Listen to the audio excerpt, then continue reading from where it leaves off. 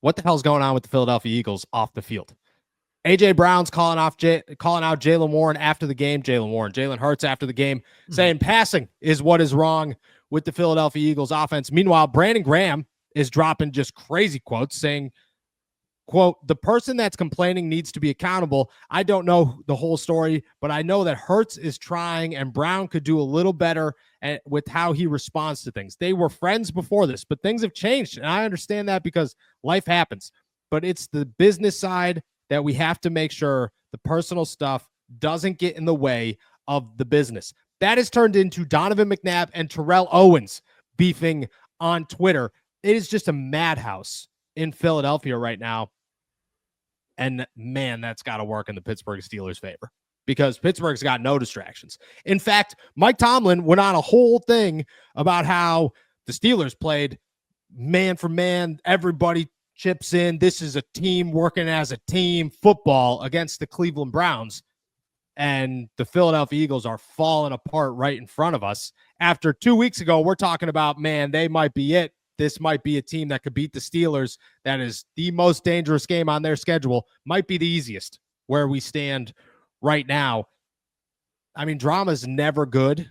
It never turns out well. It's worse when it's two teammates because in Pittsburgh, and I'll take the heat on this one. I will accept accountability on my end for this. In Pittsburgh, it is not player drama almost ever. It is almost always player media drama every single time. Coach media drama every single time. And I get it. People are going to hate me and everybody else who's in that locker room because of it. I totally understand that. That's part of the gig. I knew that coming in here.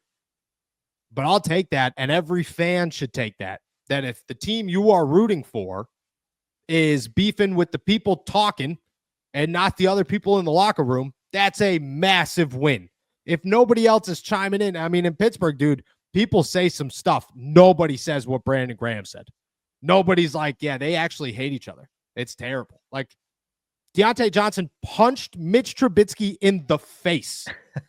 In the face, dude. Yeah. Like, nobody let that out for weeks. For weeks. No, and then Deontay was like, dude, I'm a big Mitch guy. I'm a Mitch fan. Oh, I mean, that healed fast, but that's Pittsburgh. Philly's in a whole other boat here. This is player with outside player and former player drama. Things are getting bad fast. I mean, how much does this work in the Pittsburgh Steelers' favor heading into Sunday? I mean, it helps, certainly, especially when you look at the last time the Pittsburgh Steelers went to Philadelphia and who was the player that absolutely dominated them. It was A.J. Brown. So if A.J. Brown can take A.J. Brown out of the game on Sunday, that helps the Pittsburgh Steelers because that means it's not as big of a task for somebody like Joey Porter Jr. or Dante Jackson or Minka or Deshaun Elliott, whoever they're going to put on him. It makes it a little bit easier whenever Jalen's less likely to go in that direction. I mean, you look at that game 2 years ago, he had 6 receptions, 156 yards, and 3 touchdowns. If you take that out of the equation, it's certainly going to help the Pittsburgh Steelers' chances, even though they've been winning in spite of those two clicking on the same page. They still have Saquon Barkley. It doesn't make it a cakewalk by any means, but it does help whenever the star wide receiver and the starting quarterback are at odds because they have to be on the same wavelength to be clicking on all cylinders. If they're not, it helps the Steelers. How much is a different discussion, but it helps the Steelers no matter what. The start of the new year is the perfect time to get organized, set goals, and prioritize what matters most. For me, a top priority is my financial wellness, which feels more important than ever. Thanks to Rocket Money, my goals feel achievable, and they show me all of my subscriptions right in one place and help me easily cancel the ones I forgot I've been paying for. Rocket Money also pulls together all of my spending across all of my different accounts so I can clearly track my spending habits and see where I can cut back. Rocket Money is a personal finance app that helps you find and cancel your unwanted subscriptions, monitors your spending, and helps lower your bills so you can grow your savings. See all of your subscriptions in one place and know exactly where your money is going. For ones you don't want anymore, Rocket Money can help you cancel them. Rocket Money's dashboard gives you a clear view of your expenses across all of your accounts. Easily create a personalized budget with custom categories to keep your spending on track. See your monthly spending trends in each category to know exactly where your money is going. Get alerts if your bills increase in price, there's unusual spending activity, or if you're close to going over your budget. The new goals feature automatically saves money for you, so you don't have to think about it. Pay off credit card debt, put away money for a house, or just building your savings. Rocket Money makes it easy. Rocket Money will even try to negotiate lower bills for you. They automatically scan your bills to find opportunities to save. Then you can ask them to negotiate for you. They'll deal with customer service so you don't have to.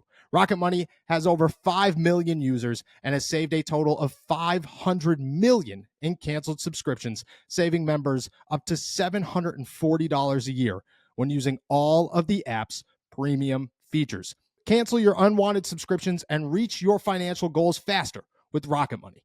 Go to rocketmoney.com/allsteelers today. That's rocketmoney.com/allsteelers. rocketmoney.com/allsteelers. I agree. I agree. And if you're going to go to their turf with fans that are pissed off, a quarterback that's throwing for 100 yards, literally I mean, look at dude.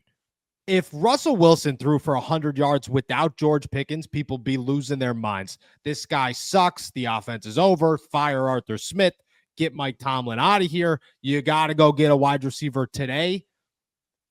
If Russell Wilson threw for 100 yards with A.J. Brown and Devontae Smith, I mean, they wouldn't let him go back home. He wouldn't be allowed to own property in the city of Pittsburgh anymore. That's what the borough and the city itself would do. They'd say, we're done, dude. You're not allowed here anymore. Get out of town. And I'm talking Mike Tomlin, Arthur Smith too. That's crazy to me. And if that's where it is, I mean, that's a massive help, like you said, for the Pittsburgh Steelers, just mentally. You still got to put the physical stuff on the field. You still got to play better than they play. You still got to win and make adjustments, and you can't get over your head. But in a game where the Pittsburgh Steelers are going to be completely lost about all this drama, because it's not like they're involved in this. They have no idea that A.J. Brown and Jalen Hurts are beefing. They have no idea that Terrell Owens is calling out Donovan McNabb on Twitter, or that Brandon Graham is letting all the secrets out in the Philly locker room. They have no idea that stuff's happening. So they are 100% focused on a Philly team that they think is going to come in here rock solid, or that they're going to go to, and they're going to be rock solid. And cool. You want to prepare for that? Why Philly's just trying to keep the peace? I mean, you have a whole leg up, I believe, on the Philadelphia Eagles in this one. If it does not resolve itself by Sunday, how much does it influence your pick here? I mean, I have a hard time believing it's going to resolve itself by Sunday. I'm sure that in the media and the public eye, they can put a forward face of, hey, yeah, no, we've kissed and made up. We're fine. I mean, this is a team that has won 9 straight games, though. So even if they do that and they say, hey, we're all good, you'd have to imagine there's still going to be some dissension there. There's still going to be some feelings there. But at the end of the day, this is also a team that's won 9 straight games. So I don't know how much it affects it, especially whenever they have potentially the NFL MVP in Saquon Barkley running it up the gut, and obviously a massive, massive advantage when it comes to their offensive line. I mean, yeah, I don't disagree. I don't know, a massive advantage. Well, maybe not a massive advantage, but they have a huge asset in their offensive line. Yes, I think it'll be a good matchup. I would say that. I would say, misspoke. Yeah, anybody going against TJ, not massive advantage, but yeah, that would. I think if you went up to TJ Watt and said, "Hey, dude, just a heads up, you're at a massive disadvantage." You're at a massive disadvantage to the Eagles' offensive line. Actually, say that, it might help. I don't want to say that, dude. I'm not trying to die. I go in there and I look to come out the same way I went in. You know, pants not full of bodily fluids. Okay. You're telling me that if TJ scared you, you're not. I didn't know where you were going for a second, so I was yeah. But yes, I would probably crap myself if he came at me in a menacing manner. Yes, that's true. 100%.